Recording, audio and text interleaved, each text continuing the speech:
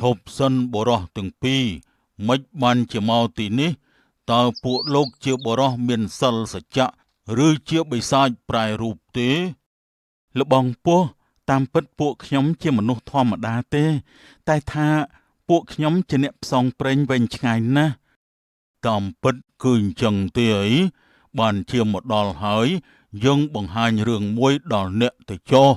យាយចាស់បានធ្វើឲ្យមានរទេះគោប្រណិតមានមាសមានប្រាក់និងមានអ្វីគ្រប់យ៉ាងជូនដល់សាយ៉នឃើញបែបនេះហើយសាយ៉នពិតជារំភើបជាខ្លាំងព្រះអើយច្រើនម្ល៉េះសូមអរគុណណាស់លោកយាយនេះគឺជាអំណោយសម្រាប់ភាពស្មោះត្រង់របស់អ្នកចូលរស់នៅជាមួយគ្នាដ៏សុខសាន្តផងទៅចោះណាបាទលោកយាយសូមអរគុណហើយរឿងផ្លូវចម្លែកបែកជា4កាលពីព្រេងនាយមានរឿងមួយដំណាលថានាដែនព្រៃដ៏សែនឆ្ងាយគឺមានផ្លូវចម្លែកបែកជា4តើផ្លូវនោះមានអ្វីចម្លែកណាស់តើមែនទេនៅផ្ទះសវណ្ណកាលពីក្មេងខ្ញុំល្បីឮតែមានផ្លូវបែកជា4នាកណ្ដាលព្រៃដ៏ធំតែខ្ញុំមិនដែលឮថាមានអ្នកណាទៅដល់សោះខ្ញុំដូចចង់ដឹងដល់ហើយជួនគ្នានោះដែរសាយ៉នបានដើរឆ្លងកាត់មកសាយ៉នបានឮហើយមានការអីមែនទេសវណ្ណគឺគ្នាមានរឿងចង់ជជែកហ្នឹងណាតើសម្លាញ់ឯងមានរឿងអីនិយាយមកមើលសម្លាញ់ឯងដែលឮអំពីផ្លូវបែកជា4ទេធ្លាប់ឮតែគ្នាគិតថាដូចជាមិនមានទេហើយបើមានក៏គ្រោះថ្នាក់ណាស់ដែរគ្នាគិតតែផ្លូវនោះមុខជាមានហើយបើគ្មានទេมันអាចជាមានដំណើរនិយាយតគ្នាបានទេម្យ៉ាងទៀតវាក៏ច្បាស់ជាមានអីពិសេសណាស់ដែរថាទៅគ្នាក៏គិតថាដូចជាចម្លែកគួរឲ្យសាកល្បងមើលដែរអញ្ចឹងហើយបានជាគ្នាចង់និយាយថាពួកយើងគួរតែផ្សងព្រេងទៅរៀនមុនវិជ្ជាការពីតបោះអង្គណាមួយហើយបន្តទៅរកផ្លូវនោះតែម្ដងទៅឯងគិតយ៉ាងម៉េចដែរមានអីគ្នាក៏ចង់ផ្សងព្រេងដែរហើយបើរឿងដំណាលនោះមានមែនពួកយើងគឺជាមនុស្សដំបូងគេហើយដែលរកចម្លើយឲ្យភូមិយើងឃើញមែនហើយហើយមុននឹងចាក់ចេញខ្ញុំនឹងប្រកាសឲ្យអ្នកភូមិដឹងថាខ្ញុំគឺជាមនុស្សដំបូងគេដែលស្ម័គ្រចិត្តរកចម្លើយនោះអីសម្លាញ់ឯងធ្វើអីក៏ធ្វើចុះតែខ្ញុំសុំទៅស្ងាត់វិញល្អជាងខ្ញុំមិនចង់ល្បីនោះទេឯងចង់ល្បីក៏វាមិនល្បីដែរព្រោះឯងល្ងងហើយក្រអញ្ចឹងនោះបានបើអញ្ចឹងសម្រាប់តែពួកយើងនឹងផ្សងព្រេងសប្តាហ៍ក្រោយនេះចុះណាហ្នឹងហើយនិយាយគ្នាហើយបរិះទាំងពីរបានរៀបចំសម្ភារៈមួយចំនួនលឺរួចរាល់ហើយនោះពួកគេក៏បានទៅដល់មាត់ព្រៃ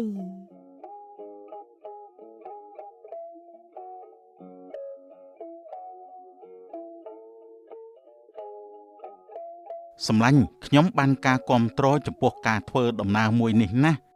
ជាការប្រសើរហើយអញ្ចឹងរួចចុះពេលនេះសម្លាញ់ឯងគិតថានឹងចាក់ចេញតាមផ្លូវណាដែរគឺមានតែផ្សងព្រេងទេបើបានជួបតាបោះឬតាមមនីអេសីពួកយើងនឹងសុំរៀននិងសុំការបង្ហាញផងដែរបើអញ្ចឹងពួកយើងគួរតែចេញដំណើរឲ្យសម្លាញ់ហ្នឹងហើយតោះសម្លាញ់ទាំងពីរបានធ្វើដំណើរអស់ពេលយ៉ាងយូរកាត់តាមព្រឹកព្រៃជ្រៅជ្រលងដងអូតែពុំបានឃើញលោកតាមនីអេសីនោះទេលុំមានពេលមួយនោះមើលទៅសង្ស័យតែមិនអាចរកឃើញគ្រូអាចបង្រៀនវិជ្ជាការបានទេបើបែបនោះក៏មិនអាចរកផ្លូវបែកជា4ឃើញដែរសម្លាញ់កុំទាន់អាលអស់សង្ឃឹមអីពួកយើងផ្សងព្រេងមួយរយៈទៀតសិនទៅតើពួកចៅពិតជាចង់រកផ្លូវបែកជា4មែនក៏អីសម្លាញ់មានសង្ឃឹមហើយលោកតាតើលោកតាជាតាបោះមែនទេគឺមែនហើយបើអញ្ចឹងតើលោកតាជួយបង្រៀនមុនវិជ្ជាការដល់ពួកយើងបានទេព្រោះពួកយើងចង់ចេះវិជ្ជាការហើយចង់រកផ្លូវបែកជា4ណាលោកតាតាក៏ចង់បានសិស្សដែលក្លាហានដូចជាពួកចៅដែរមកតាមតាមកចាំតាបង្រៀនមុនវិជ្ជាការដល់ពួកចៅអូពិតជាប្រសើរណាស់លោកតាតោះសម្លាញ់បានតោះន នៅទីអាស្រ័យនៃអាស្រមតប ស្ដាប់តាណាផ្លូវបែកជា4ជាផ្លូវចម្លែកណាស់ហើយក៏ជាផ្លូវដែលគ្មានអ្នកណាអាចមើលឃើញងាយនឹងភ្នែកទទេបានទេ អញ្ចឹងតើគួរធ្វើបែបណាទើបអាចទៅដល់នោះលោកតា ជាដំបូងចៅត្រូវរៀនសមាធិឲ្យចិត្តស្ងប់សិនលុះចៅចេះពីការសមាធិកម្រិតកំពូលហើយចៅអាចរកផ្លូវនោះឃើញហើយ អូតាមពិតគឺអញ្ចឹងសោះកាលណាកាន់តែអន្ទះសាគឺកាន់តែរកមិនឃើញមែនទេលោកតា គឺមែនហើយគ្មានវិធីណាអាចរកឃើញទេទាល់តែសមាធិធ្វើឲ្យចិត្តស្ងប់សិនបានហើយចៅអង្គុយមកចាំតាបង្រៀនពីរបៀបសមាធិណា បានលោកតា ពីពេលនោះមកតាបោះបានបង្រៀនបរិះទាំងពីរយ៉ាងយកចិត្តទុកដាក់អំពីរបៀបសមាធិកាន់តែបានប្រសើរឡើងកាន់តែបានប្រសើរឡើងរហូតទាល់តែពួកគេអាចសមាធិបានយ៉ាងល្អ ឃើញថាចៅទាំងពីរអាចសមាធិបានយ៉ាងល្អហើយឥឡូវនេះចាំតាបង្រៀនចៅអំពីរបៀបការពារខ្លួនទៅចុះ បានលោកតា វេលាចេះតែកន្លងទៅបរិះទាំងពីរពិតជាខិតខំប្រឹងប្រែងយ៉ាងយកចិត្តទុកដាក់ណាស់ទីបំផុតក៏សមល្មមដែលពួកគេអាចទៅដល់ផ្លូវបែកជា4ដោយបំណង ចៅសំល្មមអាចទៅរកផ្លូវបែកជា4បានហើយ មែនទេលោកតាសូមលោកតាប្រាប់មកតើផ្លូវនោះនៅណាទៅ សូមចៅបិទភ្នែកហើយតាំងសមាធិឲ្យនឹងថ្កល់តានឹងនាំចៅទៅដល់ក្នុងពេលដ៏ខ្លីប៉ុណ្ណោះ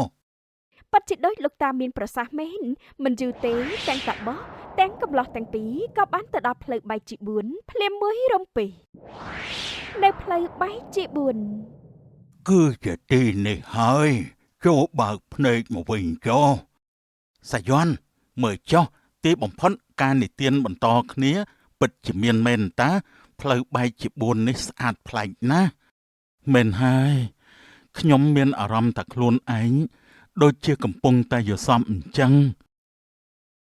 លោកតាតើខ្ញុំអាចឆ្លងកាត់ផ្លូវបានទាំង4មែនទេ វាអាស្រ័យនៅលើចៅចាំស្ដាប់ណាផ្លូវទាំង4នេះនឹងនាំចៅទៅកាន់ទីចម្លែកជាច្រើនដែលមិននឹកស្មានដល់ ចៅឮហើយពិតជារំភើបណាស់លោកតាចៅដូចជាចង់ចូលទៅក្នុងពេលនេះណា វាមិនមែនជាទីនៃរីករាយទាំងអស់ទេចាំណាត្រូវប្រយ័ត្នខ្លួនឲ្យបានខ្ពស់ឥឡូវចៅនិយាយមកមើលតើចៅយកផ្លូវមួយណាដែរ ដំបូងចៅចង់ចូលផ្លូវទី1សាយ័ន្តចូលផ្លូវទី1ជាមួយគ្នាទៅបានគ្នាក៏ចង់សាកល្បងដែរ ទៅចុះសំណាងល្អណា បានសូមលាឲ្យលោកតា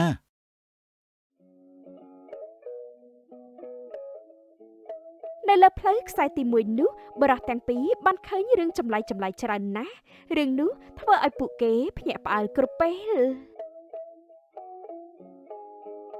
ខ្ញុំស្ទើរតែមិនជឿថាផ្លូវនេះសម្បូររឿងចម្លែកអញ្ចឹងសោះអូមើលចុះសម្លាញ់មានមនុស្សស្រីម្នាក់ដើរមកហើយ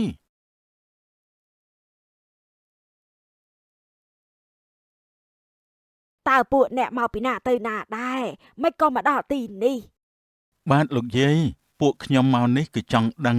ហើយនឹងចង់ស្គាល់ពីផ្លូវបែកជា4ណាលោកយាយមែនហើយលោកយាយតើខាងមុខនឹងមានអីខ្លះទៅពួកខ្ញុំសុំដឹងផងបានទេ ជាមនុស្សធម្មតាបែរជាអាចមកដល់ទីនេះបានបើអញ្ចឹងនិយាយប្រាប់ចោះខាងមុខមានផ្ទះ2ខ្នងផ្ទះមួយធំស្អាតណាស់ហើយក៏មានវត្ថុមានតម្លៃគ្រឿងសង្ហារិមល្អផងដែរ ចុះផ្ទះទី2វិញនោះលោកយាយ ផ្ទះទី2ជាផ្ទះចាស់ហើយក្រទៀតគ្មានរបស់មានតម្លៃទេតែយាយសូមណែនាំណាបើចៅហត់នោះចៅសម្រាប់ផ្ទះចាស់ចោះកុំស្នាក់នៅក្នុងផ្ទះស្អាតអី តើព្រោះតែរឿងអីទៅលោកយាយហើយម្យ៉ាងទៀតរួចចុះផ្ទះទាំងនោះមានមនុស្សនៅទេ គ្មានមនុស្សទេនោះគឺជាទីស្នាក់របស់អ្នកដែលមកដល់ដូចនេះចៅអាចស្នាក់បាន1ឬក៏2យប់បានណាចៅ បើអញ្ចឹងចៅសូមលាលោកយាយសិនហើយអរគុណណាស់ចំពោះការដ៏សំខាន់មួយនេះ ទៅចោះសូមមានសំណាងល្អណា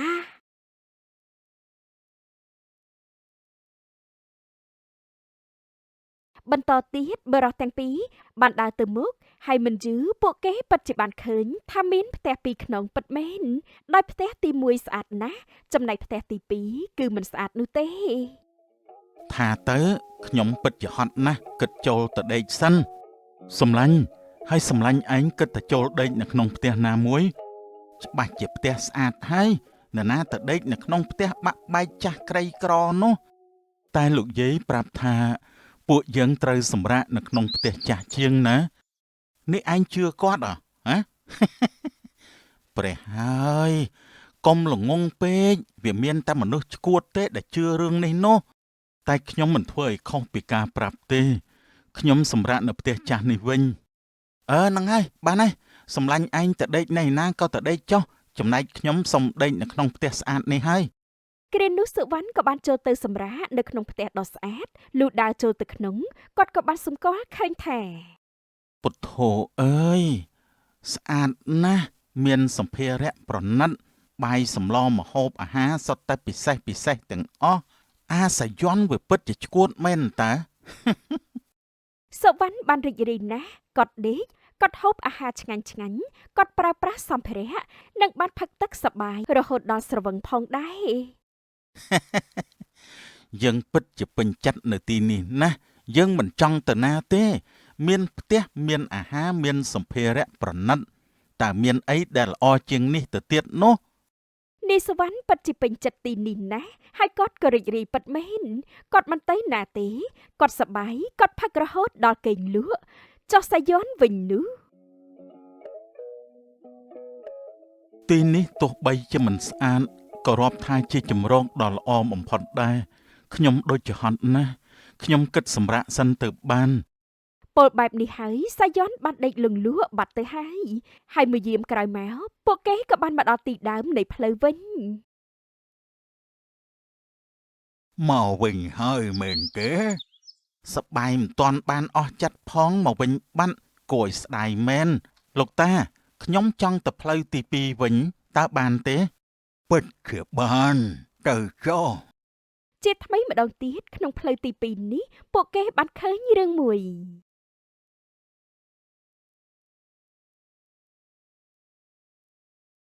សួស្ដីចៅតើចៅមករកមាសមែនទេមាសមែនទេតើខាងមុខមានមាសច្រើនណាស់មែនទេតាពិតហើយតែមាសទាំងនោះវាបន្លំខ្លួនជាផ្កាចៅមុខជាចំណាំមិនបានទេអញ្ចឹងតើធ្វើបែបណាទើបអាចឲ្យមាសคล้ายជាមាសពិតមិនបន្លំជាផ្កានោះលោកតាត្រូវសួរថាតើផ្កាណាព្រមមកជាមួយខ្លះបើមានផ្កាឆ្លើយថាព្រមនោះចៅបេះយកមកចុះវាមុខជាคล้ายជាមាសពិតប្រកបហើយប្រសើរណាស់ម្ដងនេះទៅស្រុកវិញខ្ញុំមុខជាคล้ายជាអ្នកមានហើយតោះសម្លាញ់បញ្ញាប់ទៅយកមាសទៅកុំភ្លេចធ្វើតាមការផ្ដែផ្ដាំណាចៅបានលោកតា ដោយលោកតាមានប្រសាសន៍អញ្ចឹងពួកគេពិតជាសម្គាល់ឃើញថាមានផ្កាជាច្រើនដោះពេញដងផ្លូវតែម្ដង សម្លាញ់មុខជាផ្កាទាំងអស់នេះជាមាសហើយមើលទៅគ្នាក៏គិតអញ្ចឹងដែរបើអញ្ចឹងគ្នាសាកសួរសិនផ្កាតើផ្កាណាខ្លះដែលព្រមទៅជាមួយខ្ញុំនោះសួរធ្វើអីនាំតែខាតទេបោចយកទាំងអស់តែម្ដងទៅតែលោកតាបានផ្ដាំថាបានហើយខ្ញុំធុញនឹងពាក្យអស់នេះណា សុវណ្ណមិនស្ដាប់ទេគាត់បោចហើយបោចទៀតលុះបានផ្កាដល់ដៃហើយនោះផ្កាពិតជាคล้ายជាមាសទាំងអស់ពិតមែន ឃើញទេមើលចុះមាសច្រើនណាស់ម្ដងនេះខ្ញុំច្បាស់ជាคล้ายទៅជាសទ្ធិប្រកបណាស់ ក្រោយបានមាសហើយនោះបរិសទាំងពីរក៏បានបកក្រោយវិញព្រមទាំងបាននិយាយថា លោកតាមើលណាខ្ញុំបានមាសច្រើនណាស់ ប្រសើរណាស់ឥឡូវទុកមាសនៅនឹងតាចុះហើយចៅបន្តទៅផ្លូវទី3ទៀតទៅណា មែនហើយលោកតា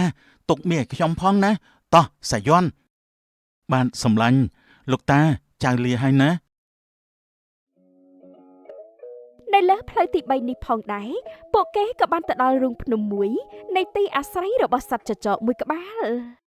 ត្បូងតាប់ចូលបង្កើតអាហារឲ្យយើងភ្លាម គ្រាន់តែពលបែបនេះហើយត្បូងក៏បានបណ្ដាលឲ្យមានអាហារនិងទឹកផុសពីពេញមុខចចកតែម្ដង សម្លាញ់ត្បូងនោះមុខជាត្បូងទឹកអាចបង្កើតអ្វីដែលយើងចង់បានមិនខានទេមិនហើយសម្លាញ់វាពិតជាអស្ចារ្យណាស់តែថាពួកយើងគួរតែបន្តដំណើរទៅមុខទៀតទៅកុំខ្វល់ពីចចកនេះអីណែសម្លាញ់កុំឆោតពេកមើលវាគ្រាន់តែជាចចកសោះវាមិនសមណាមានអ្វីល្អជាងពួកយើងដែលជាមនុស្សនោះទេបើអញ្ចឹងសម្លាញ់គិតយ៉ាងម៉េចគឺយកត្បូងនោះមកហ្នឹងហើយកុំយកអីវាមិនមែនជារបស់ពួកយើងទេសម្លាញ់ហើយហត់ចិត្តដល់ហើយវ៉ៃបើមិនយកទេឯងចេញទៅចាំទុកណាបើគ្នាយកបានដល់ពេលទៅស្រុកវិញហាមមកទៅដើមឲ្យសោះវើយ និយាយបែបនេះហើយសុវណ្ណបានយកកំបិតស្នៀតមួយគប់ចំចចកបណ្ដាលឲ្យចចកមុតចំបេះដូងដាច់ខ្យល់ស្លាប់ភ្លាមមួយរំពេច បានហើយប្រសើរណាស់សាយ័ន្តហាមមកទៅដើមគ្នាវើយ បន្ទាប់ពីបានត្បូងទឹកបណ្ដាលបំណងប្រាថ្នាហើយនោះពួកគេក៏បានវិលមកវិញ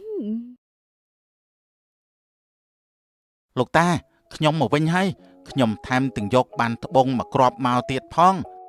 តើជាត្បូងទឹកដែលអាចបង្កើតក្តីប្រាថ្នាមែនទេពិតជាស្អាតដូចជាគេនិទានមែន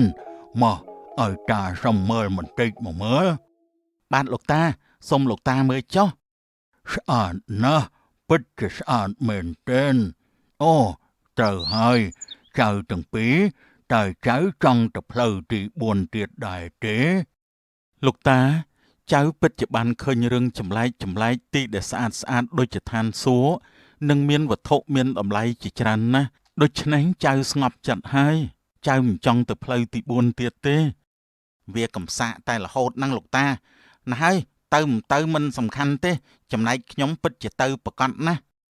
ចៅទាំងពីរនោះជាផ្លូវចុងក្រោយបើចៅមិនទៅធ្វើម៉េចនឹងអាចយករឿងនេះទៅនិទានជូនអ្នកស្រុកបាននោះ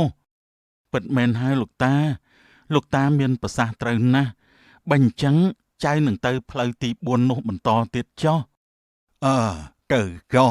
សំណាងល្អណាស់ចៅ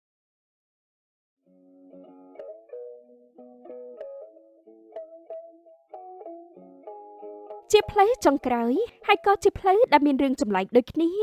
ម្ដងនេះពួកគេបានជួបនឹងពស់ថ្លាន់មួយក្បាល ឈប់សិនបរោះទាំងពីរមិនបានជាមកទីនេះតើពួកលោកជាបរោះមានសិលសច្ចៈឬជាបិសាចប្រែរូបទេ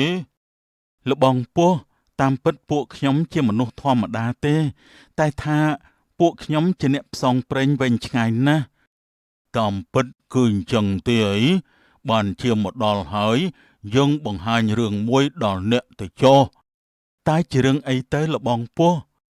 ចូលទៅខាងមុខនោះបន្តិចទៅអ្នកនឹងបានជួបនារីដ៏ស្អាតពីរនាក់ពួកគេនឹងក្លាយជាប្រពន្ធរបស់អ្នកជាមិនខានមែនក៏អីល្អណាស់នាងមុខជាស្អាតណាស់ហើយតោះសម្លាញ់គ្នាចង់ឃើញនាងណាស់បាន ប៉ិតជាដូចពស់ថ្លាន់និយាយមែនពួកគេបានជួបនារីពីរនាក់យ៉ាងស្រស់ស្អាតតែថា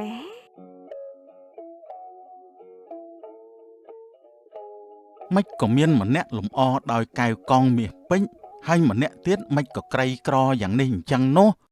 ត្បិតតែពួកគេម្នាក់មើលទៅក្រីក្រនិងម្នាក់ទៀតមើលទៅឃើញឆើតឆាយតែសម្រស់កិរិយាពួកគេគឺពិតជាល្អណាស់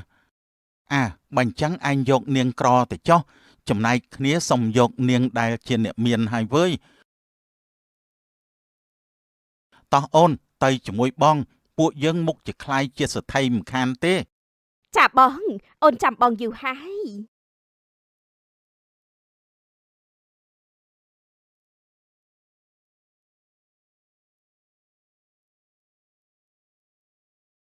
អ្នកនាងតើអ្នកនាងព្រមទៅជាមួយខ្ញុំទេ ចាអ្នកខ្ញុំប៉ិតជាព្រមហើយ បន្ទាប់ពីបានប្រពន្ធហើយនោះពួកគេបានមកដល់កន្លែងដើមវិញ Mau Bình hơi mền tế, ó bề hơi, sài doan, mấy cái giọt sài có mà thưa chia bộ bần đồ vinh. តែខ្ញុំថានាងល្អណាស់លោកតា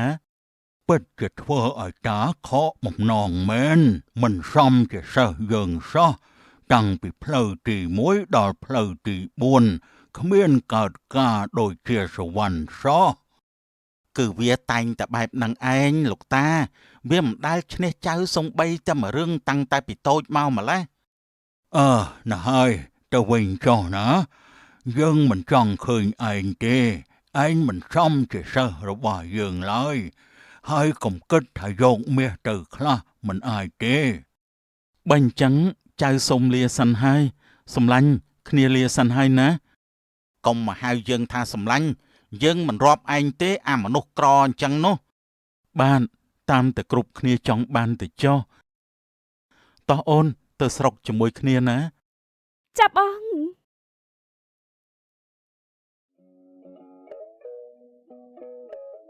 សាយ័នក៏ស្ដាយមិត្តភាពនិងមនោសញ្ចេតនាសើគ្រូតែគាត់គ្មានជំរឿសទេ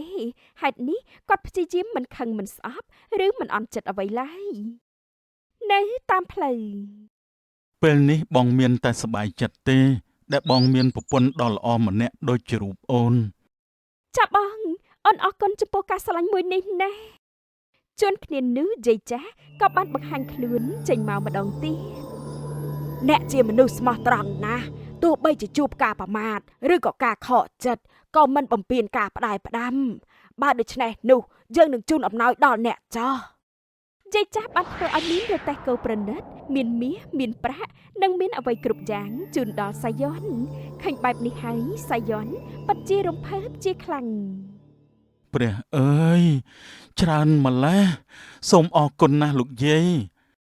នេះគឺជាអំណោយសម្រាប់ភាពស្មោះត្រង់របស់អ្នកចូលរស់នៅជាមួយគ្នាដ៏សុខសាន្តផងទៅចោះណា បាទលោកយាយសូមអរគុណហើយ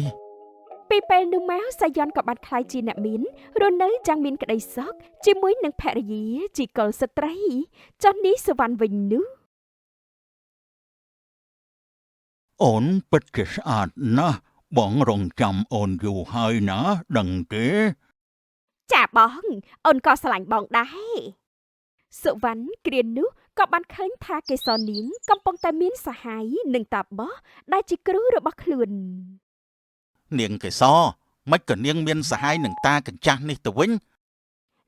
អើយលោកគ្មានស្អីផងតើឲ្យខ្ញុំស្រឡាញ់លោកយ៉ាងម៉េចទៅ យើងមានមាសត្បូងនាងថាយើងគ្មានអីទៀតលោកតាក៏អាក្រក់ដែរខ្ញុំយកនាងពីផ្លូវទី4មិនទាន់បានមួយថ្ងៃផងក៏លួចស្រីខ្ញុំទៅបាត់លោកពិតជាតាបោះល្មោបថោកមែន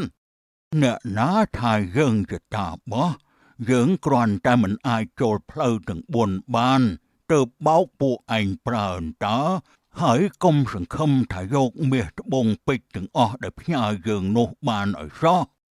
អាក្រក់ណាស់ថោកទាបមែនអញ្ចឹងឯងកុំរស់អី សុវណ្ណមិនចាំយូរទេតាបោះសុតមុនវិជាមិនតាន់ផងសុវណ្ណក៏សម្លាប់តាបោះស្លាប់ក្នុងគ្រានោះទៅ Ây ôi, anh chỉ sợ rồi mà con, anh nâng vịt nè. អើយបងអូនខុសហើយកុំខឹងអូនអីណា ស្រីក្បត់បានដៃជាខ្នងដៃយើងក៏មិនទុកនាងឯងដែរនេះណែ អូយចុកណាអ ប្រហែលមកពីយើងមិនស្ដាប់ការផ្ដាច់ផ្ដាំពេលចូលផ្លូវទាំង4ហើយបានជាជួបមនុស្សក្បត់បែបនេះតែមិនអីទេយ៉ាងណាយើងក៏មានទ្រព្យនិងមានត្បូងដែរ ថ្ងៃនោះសុវណ្ណបំរុងតែដើរចេញពីអាស្រមតែរាងកាយរបស់គាត់ស្រាប់តែប្រែជាស្វាម្ដងបន្តិចម្ដងបន្តិច មិនអាចទេមិនក៏ខ្ញុំខ្លាចជាស្វាបែបនេះមិនអាចទេ គ្រានោះស្រាប់តែមានសម្លេងយាយចាស់ម្នាក់និយាយមកកាន់សុវណ្ណថា អ្នកជាមនុស្សមានចិត្តសាហាវមានចិត្តមិនស្មោះត្រង់ហេតុ